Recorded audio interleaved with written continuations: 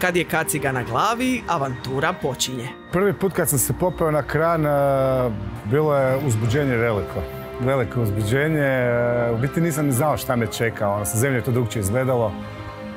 Bilo je super. U biti je super bilo, da. Wow. Nalazimo se u Zmajevu gnjezdu ili u kabini krana. Nalazimo se na visini od 45-50 metara.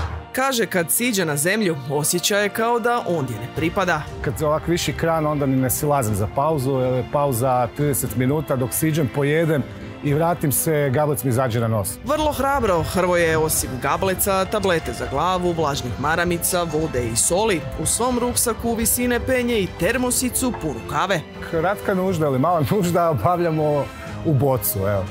U bocu, a ovu veliku, to se obavi ujutro prije posla. Gdje obaviti nuždu u Zmajevom gnjezdu najmanji je problem.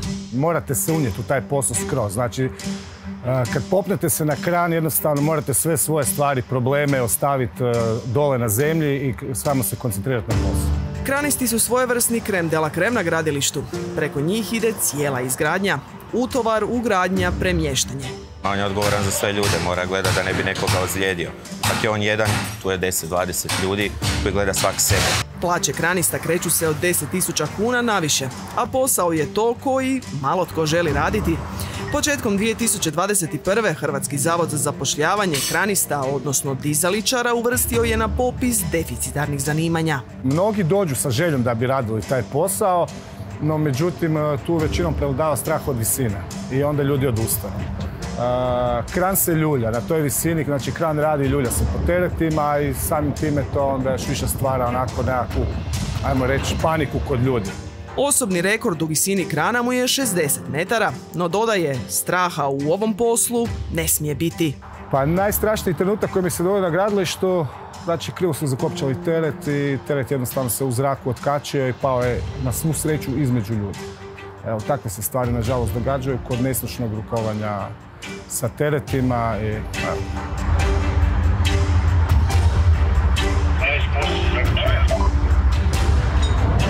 Danas je prekrasan dan, pa lijepi su idealni s uvjetima, lagano vjetrića, ništa strašno. Kad pogled puca na prekrasnu hrvatsku metropolu, naš Zagreb, i evo, možemo malo krenuti.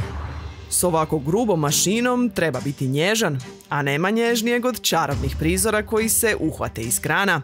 Na prvom su mjestu naravno izlasci i zalasci sunca, no priznaje nam Hrvoje, kad ste toliko visoko u zraku, a u blizini zgrada vidite i svakakve zanimljive prizore iza podignutih roleta, toliko smijemo znati.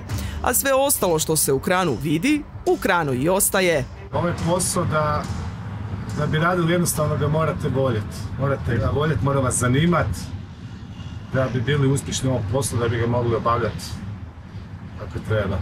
Na papiru je kranist tek 15 godina, no onako zapravo od djetinjstva. Dok sam išao u srednju školu sam se uvijek divio. Znao sam sjesti, ne znam, na kavu pored gradilišta i gledati te kraniste. Wow!